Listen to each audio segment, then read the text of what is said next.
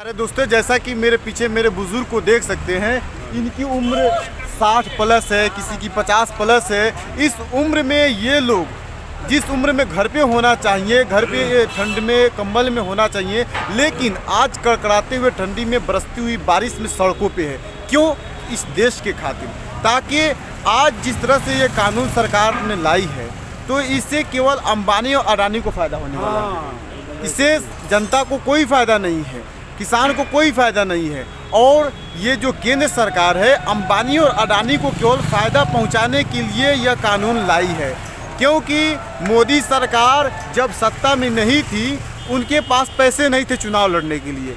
उन्होंने चंदा लिया। किससे चंदा लिया? अंबानी और अडानी और भगोड़ा जो विजय माल्या है, मोहन चौकसी है, उन लोगों से चंदा लेकर उन्होंने चुनाव प्रसार किया और सत्ता में आकर आज गद्दी पे बैठा है। और सत्ता में जब आई है वो मोदी सरकार, तो वो चाह रही है अपने दोस्तों को जिन्होंने पैसा दिया था उनको फ़ायदा पहुंचाना। लेकिन ये एक लोकतंत्र है, यहाँ पे लोगों का राज चलता है। लोगों ने वोट इसलिए मोदी सरकार को दिया था ताकि वो सत्ता में आए तो लोगों की आवाज़ को सुने, लोगों की मदद करे। लेकिन आज मोदी सरकार लोगों की आवाज़ को नहीं सुन रही है, लोगों की बात को नहीं सुन रही है, केवल वो अंबानी और अडानी के बातों को सुन रही है। तो यह बिल्कुल देखिए तो किसानों पे यह अत्याचार है। और किसान ही नहीं बल्कि इस देश की जनता है, उन सारों पे ये इसका प्रभाव पड़ने वाला है। अगर बाय द वे ये क्या बोलते हैं, महंगाई अगर बढ़ती है तो क्या किसान परेशान होंगे? महंगाई बढ़ेगी तो इस देश की जनता जो है सब पे इस पे असर पड़ने वाला है। और महंगाई क्यों नहीं बढ़ेगी?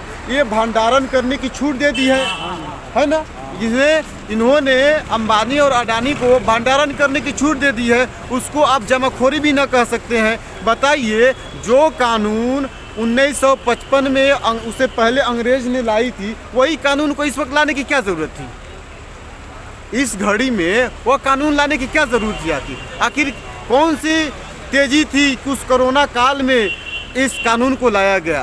तो इस सरकार को पता है कि जब लोग कोरोना काल में घर में हैं तो ये सरकार चालाकी से इस कानून को लाई है। और इसने अभी तक जो भी नीति अपनाई है यह केवल अपने प्रोपेगेंडा के लिए और इनके जो समर्थक हैं उनके लिए इन्होंने नीति बनाई है। देश के लिए कोई नीति नहीं बनाई है। सबसे पहले इन्होंने क्या लाया? जब इन्होंने सत्ता में आया तो जीएसटी लाया। तो जीएसटी से क्या आप लोग को फ़ायदा हुआ? क्या आपको फ़ायदा हुआ? कोई फ़ायदा नहीं हुआ। जब जीएसटी आया उसे जो छोटे मोटे जो उद्योगपति थे, व्यापारी थे, उनके कमर को तोड़ दी गया और उनको रोड पे लाया गया। बताइए। और दूसरी बार जब ये 8 बजे रात में वह नोटबंदी की, नोटबंदी से किनको फ़ायदा हुआ? बताइए आप। नोटबंदी से क्या आपको फ़ायदा हुआ? नहीं फ़ायदा हुआ। नोटबंदी से केवल फ़ायदा उसको हुआ अंबानी और अडानी को, ये भगोड़े जो है विजय माल्या, मोहन चौकसी, उन लोगों को फ़ायदा हुआ। किसानों को कोई फ़ायदा नहीं हुआ, यहाँ की जनता को कोई फ़ायदा नहीं हुआ। बस किसानों को, मजदूरों को, यहाँ की जनता को उन्होंने रोड पे लाने का काम किया। उसके बाद इन्होंने एनआरसी लाया। एनआरसी से किनको फ़ायदा हुआ? आज एनआरसी वो मुसलमानों को खिलाफ में लाकर मुसलमानों को रोड पे खड़ा किया। दूसरी बार ये कानून, काला कानून जो कृषि कानून लाया है, क्या इस कृषि कानून से इस देश को भला होने वाला है? क्या देश की जनता को भला होने वाला है?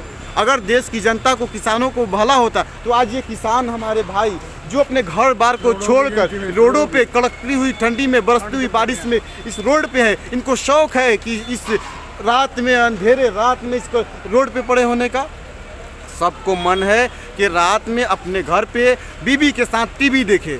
आप सब अपने घर पे बैठ के बीबी के साथ टीवी देख रहे हैं, लेकिन जो किसान अन्नदाता है अपने जीवन को देश के खातिर उन्होंने समर्पित कर दिया है। इनके लाल सीमा पर देश की रक्षा करते हैं और आज ये देश की रक्षा करने के लिए खुद आज ये रोड पे आ गए हुए हैं। और यह सरकार जो मोदी सरकार है वह इनको मरने पे मजबूर कर रही है। आए दिन देखिए तो 60 प्लस हमारे किसान भाई शहीद हो गए, लेकिन सरकार को शर्म भी नहीं आती है कि जो अन्नदाता, जो अन्न उगाता है, जो इस देश की रीढ़ है। कहा जाता है कि भारत एक कृषि प्रधान देश है और इसी कृषि प्रधान देश में किसानों के साथ इतना अत्याचार। बताइए ये सरकार क्या कर रही है? आज कबूतर की तरह आंख बनकर वह घर पे सरकार बैठी है। इनके पास थोड़ा भी समय नहीं है कि इन किसान भाइयों से आकर थोड़ा मिले, इनसे बातचीत करें, इनके पास थोड़ा भी समय नहीं है। आज देखिए तो जिस तरह से एक बात मैं बताना चाहूँगा, कुछ लोगों का कहना है कि रिलायंस कंपनी को आप लोग दोस्त क्यों ठहरा रहे हैं, तो मैं इस पर तर्क देना चाहता हूँ कि जिस तरह से ईस्ट इंडिया कंपनी भारत में आई, तो क्या ईस्ट इंडिया कंपनी कही थी कि हम यहाँ के किसानों पे अत्याचार करेंगे?